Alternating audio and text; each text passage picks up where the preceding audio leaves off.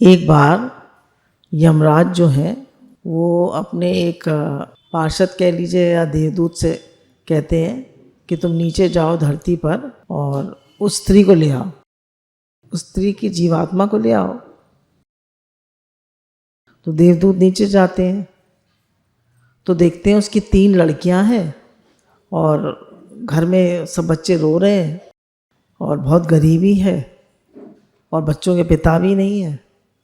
तो देवदूत को बड़ा ऐसे लगता है कि यमराज तो बिल्कुल ही वो है, क्या कहना चाहिए, निष्ठुर, निर्दयी।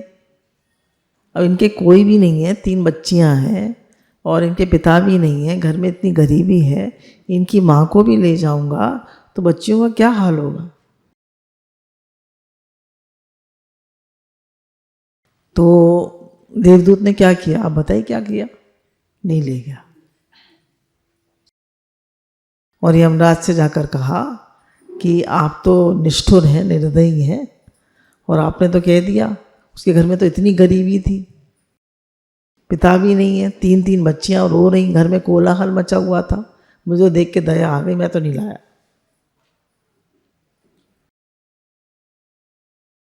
तो यमराज बोले तुम ज़्यादा ही होशियार हो गए भगवान से, तुम भगवान से ज़्यादा होशियार हो गए। हम लोग भी तो भगवान से कहते हैं ना, भगवान आपने ऐसा क्यों किया? तो हम भगवान से ज़्यादा होशियार हैं, ज़्यादा हैं शायद, तभी हम कहते हैं आपने ऐसा क्यों किया। वो भी यही कह रहा है, आपने ऐसी आज्ञा क्यों दी, मैंने आपकी आज्ञा नहीं मानी। तो यमराज कहते हैं ठीक है, तुमने आज्ञा नहीं मानी, अब तुम्हारे लिए सज़ा है, तुम धरती पर जाओ, मृत्युलोक में जाओ और 3 बार जब तुम्हें हंसी आ जाए अपनी करतूतों पे और लगे कि भगवान का हर विधान मंगल में है, तो तुम वापस आ जाओ। 3 बार तुम्हें हंसी आनी चाहिए।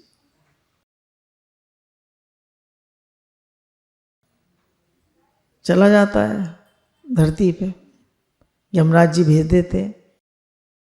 जब धरती पे पहुंचता है तो फटे पुराने कपड़े, ठंड का टाइम, गरीबी, ठिठुर रहा था खड़ा हुआ।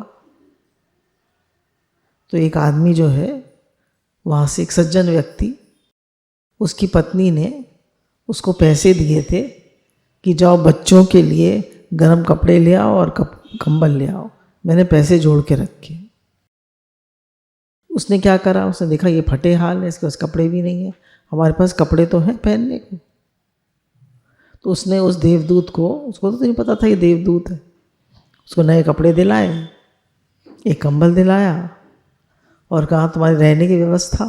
बोला वो कोई नहीं। बोला चलो हमारे घर में चलो, तो वहीं रहना। बोला मेरी पत्नी जो है वो काफ़ी चिड़चिड़ाएगी क्योंकि उसने पैसे जमा करे थे बड़ी मेहनत से बच्चों के लिए, और देखिएगी कि मैंने सारे पैसे तुम पे खर्च कर दिए, बहुत गुस्सा हो गया, मैं तुम्हें रहने के लिए भी ले आया, बहुत गुस्सा होगी, तो तुम उसकी गुस्सा सुन लेना। बोला ठीक है। पहुंचे घर में तो पत्नी ने कहा बच्चों के लिए कपड़े ले आए? चुप रहा। बोला इसके पास नहीं थे कपड़े, इसको दिला दिए, इसी को कंबल दिला दिया। तो पत्नी खूब चिल्लाई, खूब शोर मचाया। तो देवदूत खूब हंसा।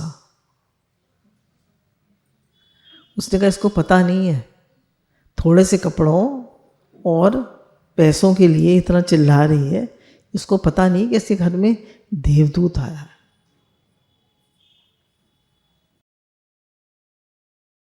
कोई हमने पैसे जमा करें और हमारे बच्चे या कोई दूसरों पे खर्च कर दे तो हम चिल्लाते हैं ना कि ये तो हमने इस चीज़ के लिए बचाए, तुमने क्यों खर्च कर दिए।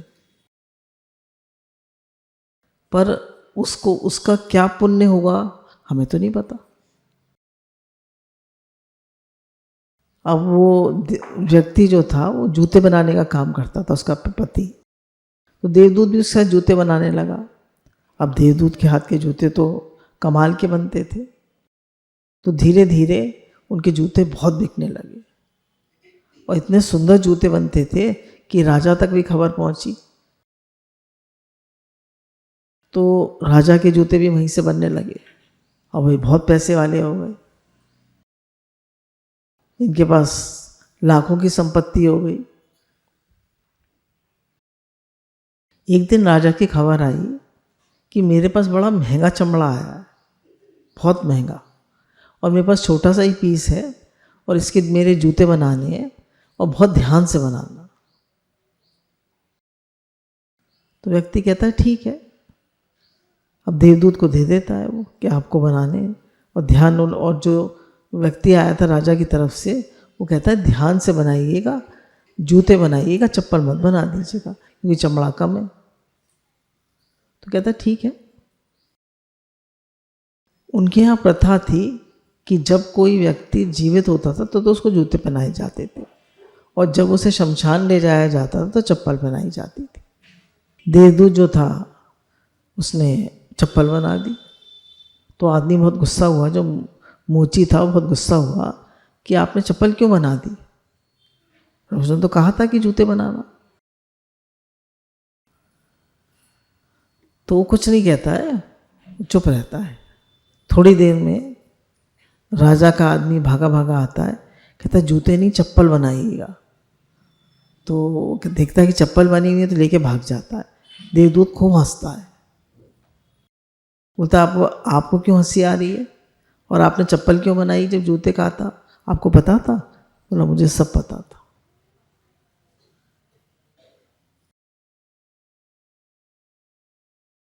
फिर एक दिन क्या होता है, पूछता है अक्सर वो जूते बनाने वाला, मोची कह लीजिए, कि आप कौन है? तो कहता है मैं 3 बार जब तक मुझे हंसी नहीं आएगी तो मत पूछो। बताता नहीं है। एक दिन वो 3 लड़कियां आती हैं, खूब अच्छे कपड़े पहने हुए, खूब उनके साथ एक स्त्री भी होती है, वो भी संपन्न घर की लग रही होती है। तो वो लड़कियों को पहचान लेता है।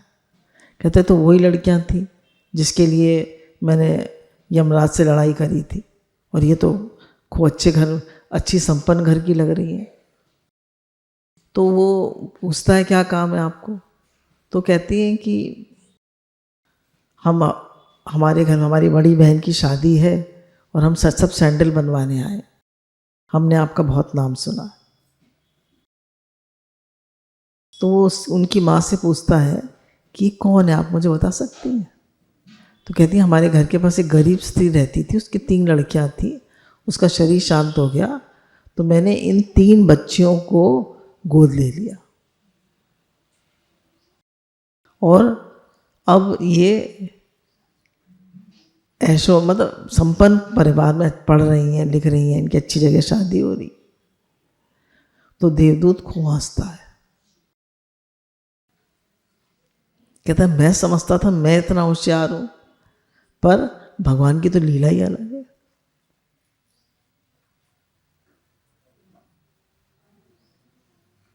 तो भगवान का हर विधान मंगल।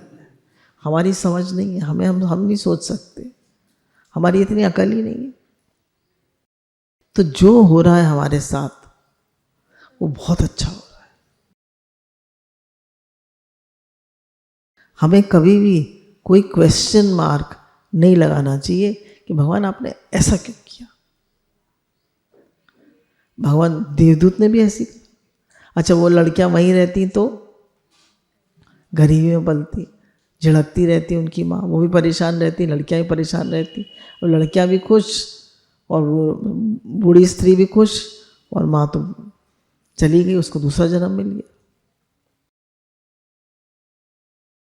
तो भगवान का हर विधान मंगल में है, हमें पता हो चाहे ना पता हो। तो हम भगवान से ये ना कहें भगवान आपने मेरे साथ ऐसा क्यों किया, आप ऐसा क्यों करते हैं। भगवान की हर बात में राज है। अच्छा, अब हम दूसरी स्टोरी लेते हैं। एक बार एक पिता होते हैं और पुत्र होते हैं। तो दोनों जो थे काफ़ी उनके अभाव था, अभावग्रस्त लोग थे। तो एक बार पिता ने 2 कटोरियों में हलवा बनवाया। बेटे को कुछ सिखाना चाहते थे, और एक कटोरी में 2 बादाम रखे और एक में कुछ भी नहीं रखा। तो बेटे ने झट से जिसमें 2 बादाम रखे थे वो उठा लिया। अब जब पिता ने हलवा खाया जिसमें कोई भी बादाम नहीं थे, तो उसमें कितने बादाम निकले? 4।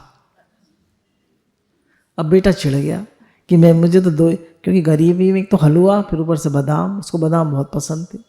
4 बादाम निकल आए। बोला बाहर से तो 2 ही बादाम दिख रहे थे और अंदर में 4 बादाम निकल आए।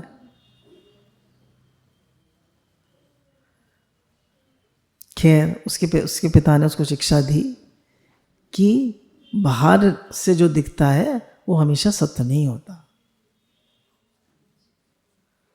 इसलिए इस जो मैंने आज तुम्हें कुछ सिखाने के लिए हलवा बनवाया था, तो हमेशा बाहर की चीज़ों को देखकर, बाहर का घर, बाहर के कपड़े, बाहर की चीज़ें को देखकर हमेशा इम्प्रेस मत हो, स्वार्थी ना बने और बाहर के अपीयरेंस को देख के एकदम इम्प्रेस ना हो। उसने स्वार्थी बना ना वो कि भाई इसमें 2 बादाम रखे, इसमें एक भी नहीं है तो मैं ये वाला ले लूँ। दूसरे दिन फिर पापा ने हलवा बनवाया। आज क्या था कि एक में 2 बादाम थे और एक में कुछ नहीं था। तो लड़के ने जिसमें कुछ नहीं था वो लिया, क्योंकि पिछली बार उसमें 4 बादाम निकले थे, तो उसको एक भी नहीं मिला बादाम, और पिताजी को 2 बादाम मिल गए। तो फिर उसको बुरा लगा कि पिताजी तो हमेशा फायदे में रहते हैं और मैं ऐसे ही रह जाता हूँ। फिर पिताजी ने हलवा बनवाया। अब की बार भी ऐसा था, एक पे 2 बादाम लगे थे, एक पे एक भी नहीं था। अब वो थोड़ा परेशान सा हो गया था। कहता पिताजी आप घर के बड़े हैं, आप मेरे पिता हैं, आप जो आपको पसंद हो वो आप ले लीजिए। हम पहले अपनी चलाते रहते हैं ना, खूब चला लेते हैं। जब खूब चला लेते हैं तो थक हार जाते हैं, फिर कहते हैं गुरुजी जैसे आप ठीक समझे वैसे कर दीजिए, भगवान जी जैसे आप ठीक समझे वैसे कर दीजिए। तो पिता ने एक कटोरी जिसमें 2 बादाम लगे थे वो ले लिया, और जिसमें कुछ नहीं था वो लड़के को दे दिया। उसमें 8 बादाम निकले।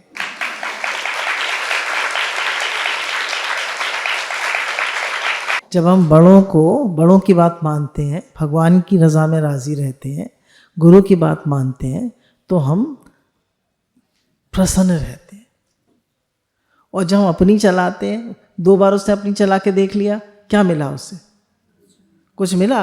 बेचारा दुखी हुआ। और जब उसने कहा पिताजी आप चूज़ करिए, तो उसमें 8 बादाम निकल आए। तो हमेशा कभी भी गुरु कहते हैं ब्लेम एंड कंप्लेन नहीं करें, क्रिटिसाइज ना करें, दोष ना देखें। 3 कैंसर्स बताए ना, 3 cancers of the mind, criticism, complaining and comparing. Compare ना करें, कंप्लेन ना करें, हमेशा चिड़चिड़े नहीं हो, ये क्यों हुआ, ये क्यों हुआ, ये ऐसा, गवर्नमेंट ऐसी, लोग ऐसे, घर वाले ऐसे, वो ऐसा, तुम कैसे? तुम बहुत अच्छे हो। बुरा देखन जो मैं चलिया, बुरा ना मिलिया कोई, जो दिल खोजा अपना, तो मुझसे बुरा ना कोई। तो अगर हमारे दोष है तेरी दृष्टि में जगत निहारता, समता का वचन डाल दे, बस हो गया भजन। तो तुम दोष क्यों देख रहे हो? मत देखो, सब अच्छे हैं, कोई बुरा नहीं है भले मन के वास्ते। सबको एक्सेप्ट करना सीखो, सबको स्वीकार करना। देखिए हमारे गुरुजी ने एक मंत्र दिया, अगर 75% अनुकूल है और 25% गड़बड़ है तो स्वीकार करो। कोई तुम्हें 100% अनुकूल नहीं मिलेगा, 25% प्रतिकूल मिलेगा ही, वो तुम्हें स्वीकार करना ही पड़ेगा। और अगर 75% गड़बड़ है और 25% अनुकूल है तो क्या करो? तो बदल लो, घर बदल लो, अगर बहू ऐसी है जिससे आपकी बिल्कुल नहीं पटती, हर समय लड़ाई होती रहती है, तो अगर आपके पास संभव है वो किराए पे चली जाए या कहीं और चली जाए। हर समय लड़ाई से अच्छा है, जरूरी है वहीं घुसे और वहीं लड़े, कोई जरूरी नहीं। तो ऐसी हर जगह यही बात है। 25% तक तो आपको एडजस्ट करना ही पड़ेगा, पर 75% गड़बड़ है तो आप फिर एक्सेप्ट, फिर आप वहां से अलग हो जाइए। चलिए, आज हमारा टॉपिक है थिंक स्ट्रेट, सीधा सोचिए। देखिए, इसमें ये बताया गया है कि कोई भी परिस्थिति आए तो परिस्थिति में हम सही कैसे सोचें। हम मन से मिल जाते हैं, हम घबरा जाते हैं, हम डर जाते हैं, हम चिंता फिक्र करने लगते हैं, हम परेशान हो जाते हैं, या देखिए रोज ही कुछ ना कुछ होता रहता है घर में। हमसे कोई वर्कर बुरी तरह बोल जाता है, हमसे पति पत्नी में झगड़ा हो जाता है, बच्चे बुरी तरह कर जाते हैं। तो हर परिस्थिति में हम सम और शांत कैसे रहें। देखिए, 3 परिस्थितियां आती हैं। आर्थिक होती है, पैसे की समस्या आती है। फिर रिलेशनशिप की आती है, भाई बच्चों के साथ, पति के साथ, दौरानी जेठानी के साथ, सास ससुर के साथ, इनके साथ आती है। या फिर हमारे कोलीग्स के साथ, या वर्कर और एम्प्लॉय के साथ, एम्प्लॉय एम्प्लॉयर की में। और फिर तीसरी आती है शरीर पर, शरीर की, मन की और संबंधों। 3 समस्या आती है। तो तीनों में हम सम और शांत रहें, रिएक्ट ना करें, चिंता ना करें, परेशान ना करें।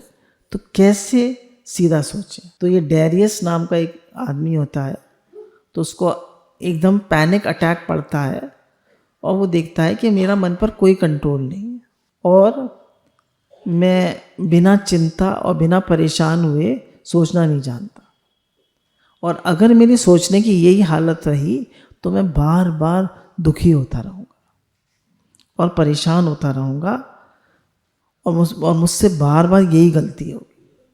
तो उसने काफ़ी अध्ययन करा और सीखा, तो उसने ये देखा कि हमारी 90% हमारी नेगेटिव थिंकिंग को हम रोक सकते हैं। हमारी 90% नेगेटिव थिंकिंग को हम रोक सकते हैं। 90% विचार हमारे फालतू के होते हैं।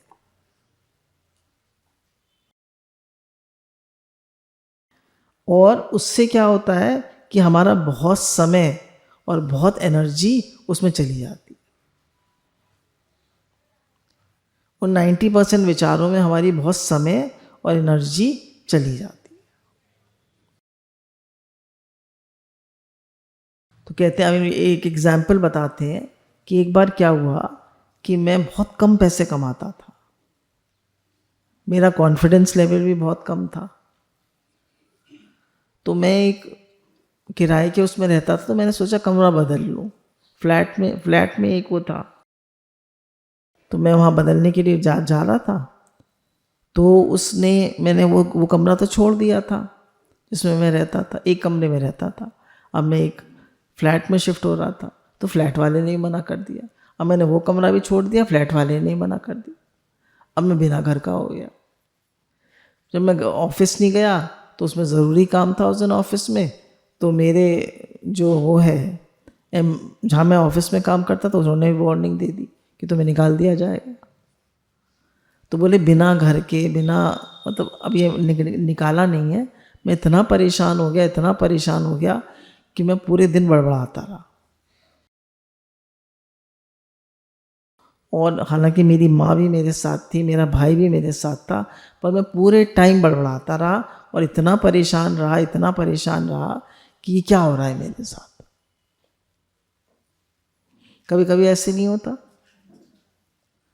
कि कुछ हालतें आती रहती हैं, हमें समझ में नहीं आता ये हो क्या रहा है, और हम मार उस हालत से मिल जाते हैं, परेशान हो जाते हैं और खूब नेगेटिव थिंकिंग करने लगते हैं। बोले मेरे भाई ने और मेरी माँ ने मुझे बहुत समझाया, पर मेरी कुछ समझ में नहीं आया, मेरा मन अशांत रहा। बोले फिर मैंने अपने मन से कहा कि सही सोचो, और मैंने रेंट पे दूसरा कमरा लिया, जो मैं पहले भी ले सकता था, इतना परेशान होने की कोई बात ही नहीं थी। और उस दिन मुझे ये बात समझ में आई कि मुझे सोचना नहीं आता और विचारों पर मेरा कोई कंट्रोल नहीं है। उसने दो बातें सीखी, एक तो मुझे सोचना नहीं आता और दूसरा मेरा विचारों पर कोई कंट्रोल नहीं। हमें सही सोचना आता है? बोलिए, हैं? हमारा विचारों पे कंट्रोल है? कौन कहता है हमारा विचारों पे कंट्रोल है? तो उसने सीखा कि मुझे सोचना नहीं आता, मुझे विचार करना नहीं आता, मेरे मन पर कोई कंट्रोल नहीं है, इसलिए मैं इतना घबरा जाती हूँ। मानिए हमने ब्लड टेस्ट कराया और उसमें सब कुछ गड़बड़ सड़बड़ आ गया, अब हम कितना घबरा जाएंगे? अरे इलाज हो सकता है, अब घबराने की क्या बात थी? तो एक तो भगवान के प्रति समर्पण होना चाहिए, विश्वास होना चाहिए, और हमें सही सोचना आना चाहिए। फिर उसने कहा कि मुझे सोचना नहीं आता, मैं इसी और मेरा विचारों पे कंट्रोल नहीं है, इसलिए मैं इतना घबरा जाता हूँ। अगर मैं अपने माइंडसेट को नहीं जानता, यानी चिंता किए सोचना नहीं जानता, तो बार बार भारी कष्ट से गुजरना पड़ेगा। बोले मैं अपने माइंड को नहीं समझता कि मेरे माइंड की क्या आदत है। आप अपने माइंड को समझते हैं? आपके माइंड की क्या आदत है? आपको क्या क्या बुरा लग जाता है? किस बात पे आप चिढ़ जाते हैं? किस बात पे आपको चिंता हो जाती है? किस बात पे आप परेशान हो जाते हैं? किस बात को आप काम को टालने की आदत है आपको? आपको अपने माइंड को समझना चाहिए। मन ही संसार है। बोले अपने माइंडसेट को नहीं जानते, यानी बिना चिंता किए सोचना नहीं जानते। हर बात में चिंता, चिंता चिता समान है। आपको बार बार भारी कष्ट उठाना पड़ेगा। उस दिन मैंने अपने मन में ये सवाल आया कि बिना चिंता के कैसे सोचते हैं, मैं अपनी सोच को कैसे बेहतर बनाऊं। बिना चिंता के कैसे सोचते हैं? कोई प्रॉब्लम आई है तो कैसे सोचते हैं बिना चिंता के, और मैं अपनी सोच को कैसे बेहतर बनाऊं। तो उस सोच से कि मैं अपनी सोच को कैसे बेहतर बनाऊं, एक किताब का जन्म हुआ, थिंक स्ट्रेट। डेरियस ने किताब लिखी थिंक स्ट्रेट, और पहली चीज़ मैंने ये सोची कि अपने विचारों को मैंने दो हिस्सों में बांटा। एक तो यूजफुल थॉट्स, एक यूजलेस थॉट्स। एक तो जो काम के विचार हैं, एक जो बेकार के विचार। तो उन्होंने कहा कि जिन चीज़ों पे हमारा कंट्रोल है, जिन चीज़ों पे हम कुछ कंट्रोल कर सकते हैं, वो तो हम यूजफुल थॉट्स हैं, और जिन पे हम कंट्रोल ही नहीं कर सकते वो यूजलेस थॉट्स हैं। जैसे जन्म मरण पे हम कंट्रोल कर सकते? नहीं कर सकते। तो अब हमारे घर में 3 लड़कियां क्यों हो गई? अब इसका शरीर क्यों शांत हो गया? हम मार चिंता करते, हम मार परेशान होते। कोविड क्यों आ गया? कोविड में हमारा फलाना क्यों चला गया? मुझे क्यों कोविड हो गया? कहने ये जो दैवी प्रकोप है, इसमें हम कोई चिंता करने का कोई मतलब ही नहीं। कुछ चीज़ें हैं जो हमारे कंट्रोल में है ही नहीं। तो परिस्थिति तो भगवान भेजते हैं, पर उसको कैसे डील करें ये हमारे हाथ। प्रारब्ध में सुख और दुख नहीं लिखा, पर हम परिस्थिति को नहीं बदल सकते, पर उससे कैसे हम डील करें ये हम बदल सकते हैं। और ज़बरदस्ती परेशान हो रहे हैं, ज़बरदस्ती दुखी हो रहे हैं, यूजलेस थॉट्स कर रहे हैं, बेकार के विचार कर रहे हैं, सोचे जा रहे हैं, क्या मतलब है? अब हो गई तो हो गई। बोले हमें कैसे पति मिले, कैसे घर मिला है, कैसे बच्चे मिले, बदल सकते हैं? कह रहे हैं 4 चीज़ें हम जो कंट्रोल कर सकते हैं वो है, सबसे पहले हमारी इच्छा है। इच्छाओं को कंट्रोल कर सकते हैं। इच्छा है इतनी बली, घुमाती है गली गली, इच्छा से तो है मौत भली। बोले एक्शंस को कंट्रोल कर सकते हैं।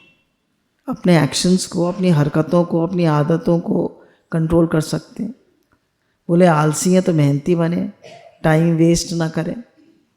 आदत है ना टाइम वेस्ट करने की, आलस की भी आदत है और ईगो करने की आदत है।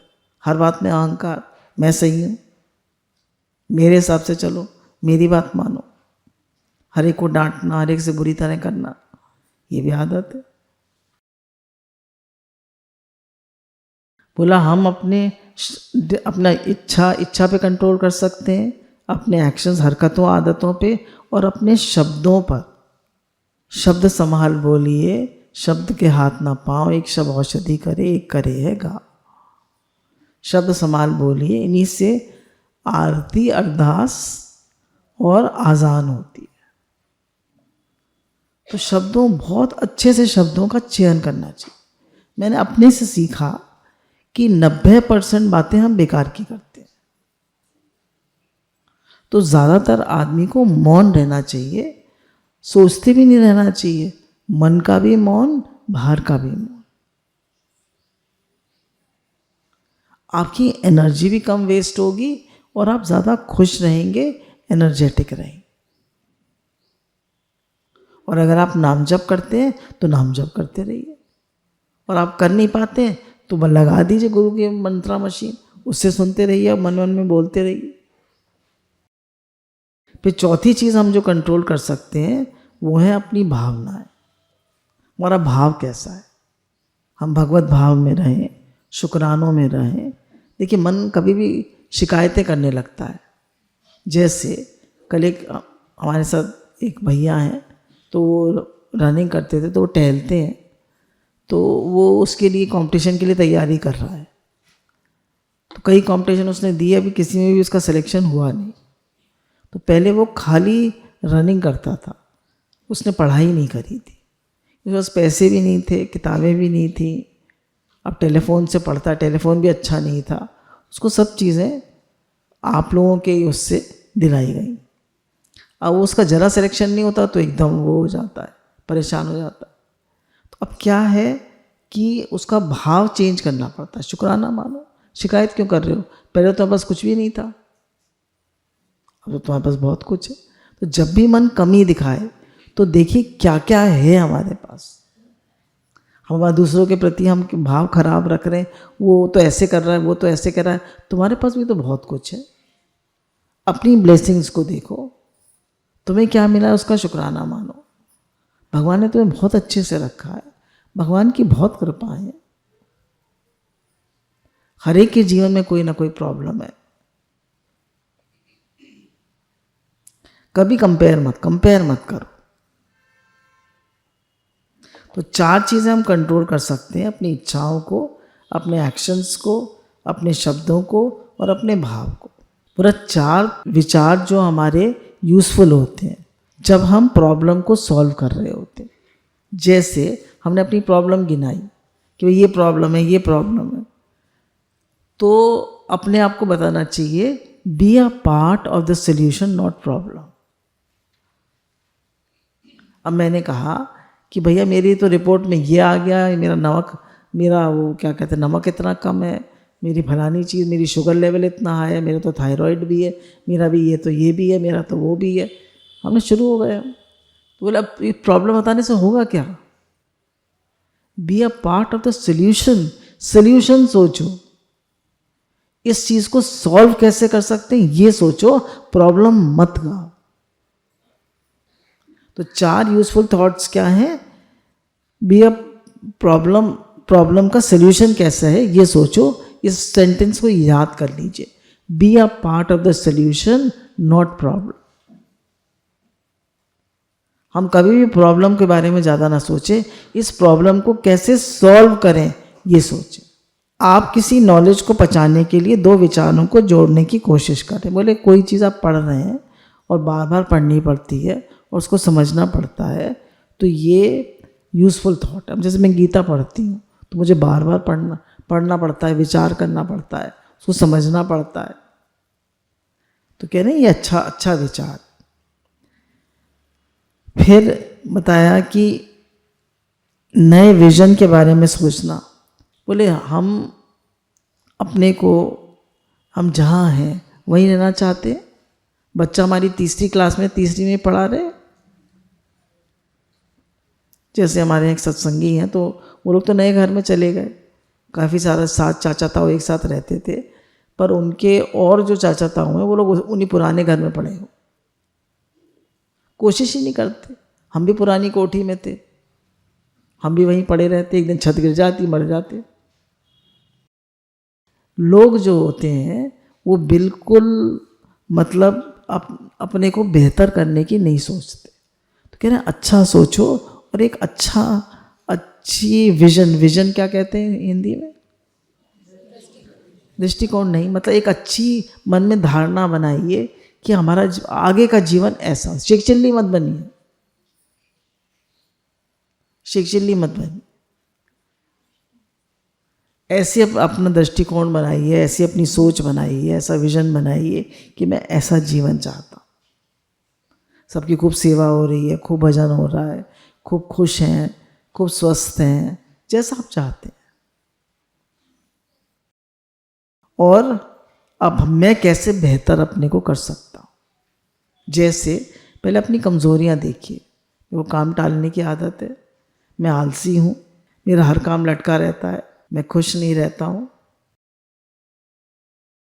मैं सोचता हूँ मैं करूँगा और करता नहीं हूँ। क्या क्या है बात, अपने को बेहतर कैसे कर। फिर उसने डेरियस ने कहा, जैसे आपको अभी बताया, कि हमारी यूजलेस थिंकिंग जो है, बेकार की थिंकिंग जो है, 90% हमारी एनर्जी को खा जाती। उससे हम कोई बड़ा काम नहीं कर पाते, हम वहीं की वहीं पड़े रहते।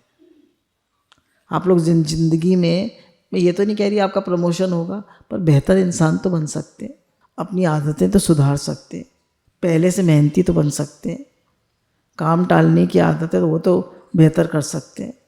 आप बताया कि थिंक स्ट्रेट, सीधा सोचिए। असली सीख क्या है? तो उन्होंने कहा असली सीख है कि कोई भी परेशानी आई है तो उसके बारे में ज़्यादा सोच के आप उस परेशानी से नहीं निकल सकते।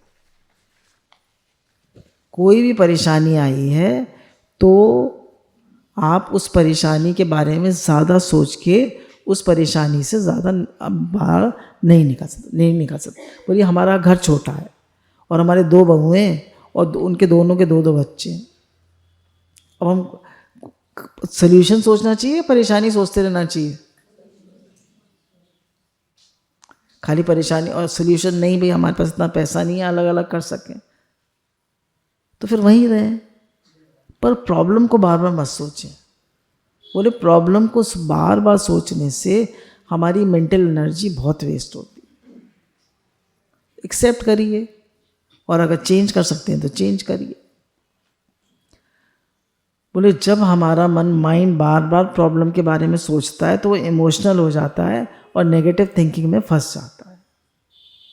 नहीं, किसी ने कुछ कह दिया और हमें बहुत बुरी लग गई, अब हम बार बार सोचे जा रहे हैं, बार बार सोचे जा रहे हैं, क्या फ़ायदा? फॉरगिव एंड फॉरगेट, निकलो बाहर, भूल जाओ और माफ़ कर दो, आगे बढ़ो। क्या फ़ायदा उस बात को रिपीट करने से? उसने तो बेचारे ने एक बार कहा, तुमने 100 बार रिपीट कर दिया, कोई मतलब हुआ? कोई मतलब नहीं हुआ।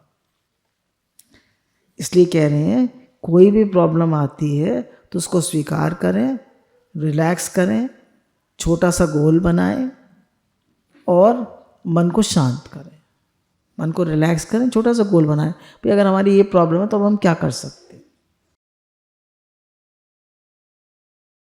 और अपने माइंड को रिलैक्स करें। ज़्यादा मत सोचो, ज़्यादा मत परेशान हो, कोई फ़ायदा नहीं। चौथा पॉइंट है जर्नल, खुद का माइंडसेट जानो। बोले जर्नल लिखो। जर्नल लिखो मतलब जैसे मैंने आपको पहले बताया था, 2 डायरी बनाइए, एक में शुक्राना लिखा करिए रोज़। चाहे 1 शुक्राना लिखें चाहे 2 लिखें, पर रोज़ लिखें। कितने लोग लिखते? एक हाथ खड़ा हुआ। 2 डायरी बना लीजिए जिसमें रोज़ शुक्राना लिखा करिए और एक में पॉजिटिव थिंकिंग लिखा करिए। कुछ भी पॉजिटिव लिख सकते हैं। तो बोला इतना ड्रामा जब मेरे साथ हो गया, डेरियस ने कहा, तो मैंने थिंक स्ट्रेट सोचना शुरू करा। बोले पहले मैंने सफल लोगों के बारे में पढ़ा कि जो लोग सफल हैं या जो भक्त हैं तो उनकी थिंकिंग कैसी होती है, उनका जीवन कैसा होता है। तो बोला मैंने नोटिस किया कि जो सफल लोग होते हैं उनका माइंड, वो अपने माइंडसेट को, अपने मन को बहुत गहराई से समझते। वो अपने माइंडसेट को बहुत गहराई से समझते हैं कि मेरे में क्या क्या कमी है, मेरा माइंड किन बातों पे अटकता है, मैं किन बातों में परेशान होता हूँ, मेरी क्या क्या कमियाँ हैं,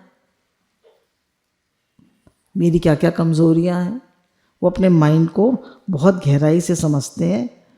और मैंने जर्नल आपको बता दिया, मैंने 2 आप जर्नल लिख सकते हैं। एक तो पॉजिटिव सेल्फ टॉक लिखिए और दूसरा शुक्राना। ये आप कर सकते हैं, चाहे 1 लिखिए चाहे 2 लिखिए, पर लिखिए रोज।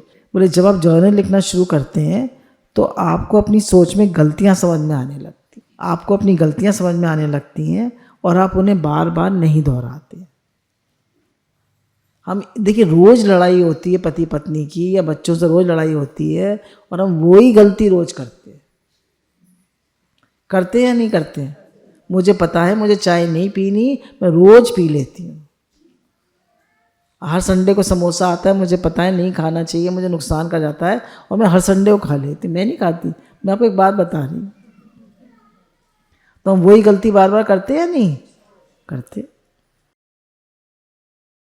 और बताया जब आप बार बार वही गलतियाँ नहीं करेंगे, आप बार बार उनको नहीं दोहराएंगे, तो आप, और जब आप जर्नल लिखेंगे तो अपने नेगेटिव विचारों को फ़ौरन पकड़ लेंगे। देखिए जैसे ही मन में नेगेटिव विचार आए उससे अलगाव कर लीजिए, मुझे मिलना ही नहीं है इससे। अब मेरा मन जो है दूसरे की बुराई देखने लगा, वो ऐसा है वो ऐसा है, मन से कहते no no no no no no no, अरे ये हो गया वो हो गया, अरे no no no no no no no, मुझे मिलना ही नहीं।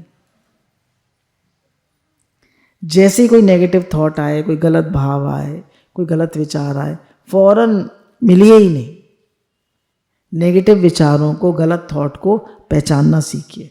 बोले कोई बहुत कठिन डिसीजन है, या तो गुरु से पूछ लीजिए, गुरु से बात कर लीजिए।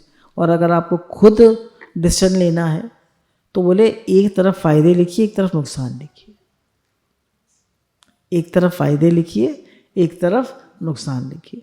तो कौन सा डिसीजन चुनना चाहिए? फायदा जिसमें। फिर 5वां पॉइंट है, आपके पास विचार चुनने की शक्ति है। उन्होंने कहा आप विचारों के प्रवाह को नहीं रोक सकते, आप रोक नहीं सकते। जब कोई हालत परिस्थितियाँ आ गई और विचार आने लगे तो उनको नहीं रोक सकते, पर कौन से विचार से मिलना है और कौन से विचार से नहीं मिलना है वो आप चुन सकते हैं। आप कहते हैं मुझे विचार ना आए, बोलिए, हैं? माइंड को फुल स्टॉप लगा सकते नहीं, पर किस विचार से मिलना है और किस विचार से नहीं मिलना है ये हम डिसाइड कर सकते हैं। ये देखिए बहुत समझ की बात है। आप इतना गुरु के पास आते हैं तो आप समझ रहे हैं या नहीं समझ रहे?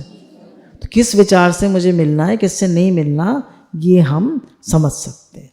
और बोले जब भी मन नेगेटिव हो तो पॉजिटिव सेल्फ टॉक करना शुरू कर दीजिए। कुछ पॉजिटिव सेल्फ टॉक हम करते हैं, जैसे हम लोग, आप मेरे साथ बोलेंगे, मैं भगवान का बच्चा हूँ,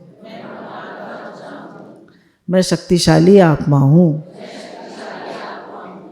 मैं शांत स्वरूप हूँ, मैं आनंद स्वरूप हूँ, मैं प्रेम स्वरूप हूँ, मेरे अंदर इतना प्रेम है कि मैं पूरी दुनिया को हील कर सकता हूँ, पूरी दुनिया।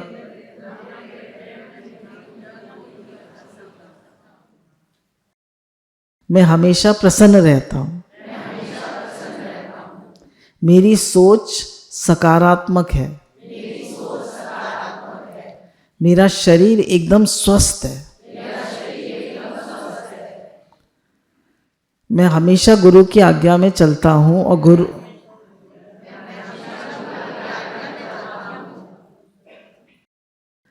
मैं संतुष्ट और तृप्त हूँ, इस ब्रह्मांड के स्वामी मेरे पिता हैं।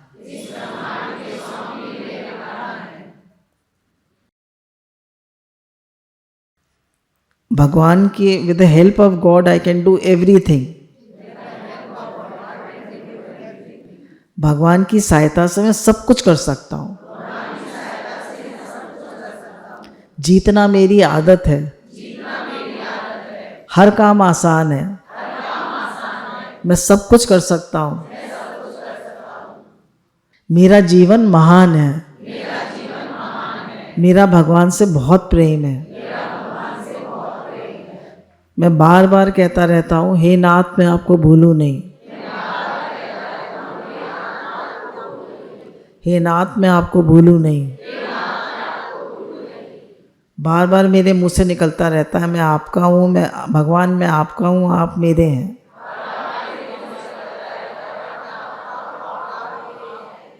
मैं हर समय शुक्राने मानता हूँ। मेरा हर समय भाव शुद्ध रहता है। मैं सबको दुआएं देता हूँ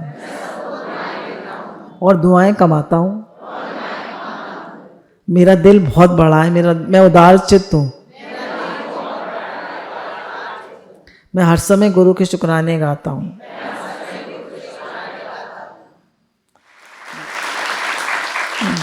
तो ऐसे जब भी आपका मन उदास हो, नेगेटिव थिंकिंग आने लगे, तो क्या करना है? पॉजिटिव सेल्फ टॉक करना शुरू कर देना है। फौरन उसी समय जैसे ही मन चिड़मिड़ करने लगे ना, पॉजिटिव सेल्फ टॉक करना शुरू कर दीजिए। मैं बहुत अच्छा हूँ, मैं खुश रहता हूँ, भगवान ने मुझे बहुत अच्छे से रखा है, मेरी अलमारियाँ भरी पड़ी हैं, मेरे फ्रिज भरे पड़े हैं, मेरे घर भरे पड़े हैं। किस चीज़ की कमी है? बोले आपको दिमाग को रिलैक्स करना आना चाहिए। आपको दिमाग को रिलैक्स करना आता है? थक गए हैं, बहुत परेशान हैं, दिमाग को रिलैक्स करना आना चाहिए। बोले जी इनको बाइसेप्स कहते हैं। ये बाइसेप्स हैं, ये क्वाड्रिसेप्स हैं, और ये जो पिंडलियाँ हैं इनको क्या कहते हैं? काफ मसल्स। तो ये ऐसे करके मसल्स, तो ये बाइसेप्स मसल्स हैं। तो अगर हमने बहुत सारे डंबल्स करे हों, तो अब हमसे कहा जाए कि भाई हम अपने हाथों को सीधा करो, ऐसे करो या ऐसे करो या ऐसे करो, तो हमें दिक्कत होगी ना। तो उन्होंने कहा कि मसल्स का प्रयोग करने के बाद आप मसल्स को आराम देते हो, रिलैक्स करते हो, है ना। जो आप खूब सारी डंबल्स कर लेते हो या एक्सरसाइज कर लेते हो, या बहुत आपने लड्डू बनाए या बहुत पूड़ियाँ बेली, फिर आप माइंड को, हाथों को रिलैक्स करते हो। बोले वैसे ही आपके पास काबिलियत होनी चाहिए कि आप जब आप चाहो अपने दिमाग को रिलैक्स कर सको और विचारों के ट्रैफिक को कम कर सको। तो बोले मेरे चाहने पे मेरा मन शांत हो जाए, इसके लिए मुझे प्रैक्टिस करनी पड़ती है। बोले अगर आपको अपने माइंड को रिलैक्स करना नहीं आता, आपने अपने माइंड को ट्रेन नहीं करा, तो फिर आपको बुरी आदतों का सहारा लेना पड़ता है। जिनका मन बहुत चलता है वो लोग क्या करते हैं? फ़ोन ज़्यादा देखते हैं और थक जाते हैं। कुछ लोग सिगरेट पीने लगते हैं, कुछ लोग और गलत आदतें, टीवी ज़्यादा देखने लगते हैं, कुछ लोग और गलत आदतें सीख लेते हैं।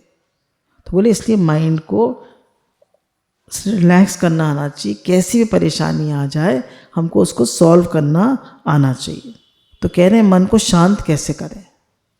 बोले सबसे पहले जो विचार आ रहे हैं उनके प्रति आप जागरूक हो जाएं। गुरु कहते हैं ना, अवेयरनेस में आ जाओ, अपने विचारों को आप देख पाए, अपने विचारों के प्रति अवेयर हो जाए। फिर दूसरा, सिर्फ विचारों को देखें, रिएक्ट ना करें, जज ना करें, है ना। हम ये ना करें ये अच्छा विचार है, ये बुरा विचार है, ये सही है, ये गलत है, ये ऐसा है, ये ऐसा नहीं। न रिएक्ट करें, न जज करें, खाली देखें। बोले विचारों में ज़्यादा शक्ति नहीं होती। जब हम मिल जाते हैं उनसे और ज़्यादा सोचने लगते हैं तो हम ही उनको शक्ति दे देते। तो पहला स्टेप है अवेयरनेस, दूसरा स्टेप है माइंडफुलनेस, जज ना करें, रिएक्ट ना करें, और तीसरा स्टेप है कि जो विचार हमें समझ में नहीं आ रहे उससे अलगाव कर लें और अपना माइंड वहाँ से हटाकर या तो नाम जप में लगा लें या अपनी सांस पे लगा लें, या जो आपको किसी काम में लग जाइए, टहलने चले जाइए, दौड़ लगा लीजिए। आंतरिक शांति, पूरे अंदर से शांत रहना हमें आना चाहिए। हर समय हम अंदर से शांत रहें, परेशान और टेंस ना रहें, रिलैक्स्ड और पीसफुल रहें, खुश रहें। इससे हमारी तंदुरुस्ती भी अच्छी रहेगी और हमारे घर का वातावरण भी अच्छा रहेगा। अपने भावों को शुद्ध रखें। एक व्यक्ति भी सतोगुणी होता है घर में तो पूरे घर का वातावरण बदल जाता है, पता है आपको? तो अगर आप में से एक भी सतोगुणी है अपने घर में तो पूरे घर का वातावरण बदल जाएगा। तो बोलो, आप अपने से कहिए, मैं हर परिस्थिति को हैंडल कर सकता हूँ। तो अभ्यास से, है ना, अभ्यास और वैराग से, भगवान ने कहा हे अर्जुन, अभ्यास और वैराग से ये मन वश होता है। अब देखिए, हम इसको फिर से रिवाइज करेंगे। इसकी समरी है, पहला यूजफुल और यूजलेस थॉट्स। हम 4 चीज़ें जिनको बदल सकते हैं वो है इच्छा, एक्शंस, वर्ड्स एंड इंटेंशन। अपनी इच्छा को बदल सकते हैं, हम कैसे एक्शंस करें वो बदल सकते हैं, अपने शब्दों का प्रयोग कैसे करते हैं वो बदल सकते हैं, और अपने भावों को बदल सकते हैं। दूसरा, यूजफुल थॉट्स क्या हैं? हर बात का सोल्यूशन सोचना, प्रॉब्लम नहीं सोचना, सोल्यूशन सोचना, नॉलेज को समझना, है ना, गुरु का सत्संग आ रहा है उसको समझना, उसको विचार करना, अपने गोल को का विजन, अपने गोल को विजुलाइज करना कि मैं यहाँ तक पहुँचना चाहता हूँ, ऐसा बनना चाहता हूँ, और खुद को बेहतर करना। फिर तीसरा पॉइंट है, परेशानियों के बारे में सोचकर आप उनसे बाहर नहीं निकल सकते। कितना भी सोचें आप परेशानियों के बारे में, उनसे बाहर नहीं निकल सकते। प्रॉब्लम को स्वीकार करिए, रिलैक्स करिए, छोटा गोल बनाइए और मन को शांत करिए। ये तीसरी पॉइंट। चौथी पॉइंट है, जर्नल लिखना शुरू करिए। जैसे मैंने आपको बताया कि पॉजिटिव सेल्फ टॉक लिखिए या शुक्राना लिखिए। इससे आप अपनी सोच, अपनी गलतियाँ और अपनी जीत को पहचान सकेंगे। इससे आप अपनी सोच, अपनी गलतियाँ और अपनी जीत को पहचान सकेंगे। भाई मैं क्या पहले से कितना बेहतर होता जा रहा हूँ, और बार बार वो गलती नहीं होगी। फिर 5th पॉइंट है, आपके पास विचार चुनने की शक्ति है। आप विचारों को रोक नहीं सकते, पर किस विचार से मुझे मिलना है, किसको मुझे एनर्जी देनी है, किसको नहीं देनी। जैसे एक बार उसने कहा कि दिमाग तो बहुत सब कुछ कंट्रोल करता है। तो मैंने कहा नहीं। एक हलवाई की दुकान पर एक आदमी गया और उसने 2 उसके छींटे लगा दिए चाशनी के, तो मक्खियाँ आ गई। मक्खियों को देख के मच्छर भी आ गए, मच्छर देख के छिपकली भी आ गई, छिपकली को देख के कुत्ता भी आ गया, फिर कुत्ते को देख के बिल्ली भी आ गई। अब लड़ाई हो गई दोनों में। तो वो हलवाई था, उसकी जो घी की कढ़ाई थी भट्टी में, वो उलट गई और पूरी दुकान में आग लग गई। उसने कहा कि मैंने क्या किया हलवाई ने, मैंने तो 2 छींटे ही तो मारे थे चाशनी के, इतना सब कुछ हो गया। एक विचार मन में आता है और हम कितनी लड़ाई कर लेते हैं, कितनी प्रॉब्लम। बोले जो लोगों को डिप्रेशन होता है वो क्या है, एक विचार को रिपीट करना, बार बार वही प्रॉब्लम सोचते रहना। कहना विचारों को नहीं रोक सकते, पर उस विचार से मिलिए मत।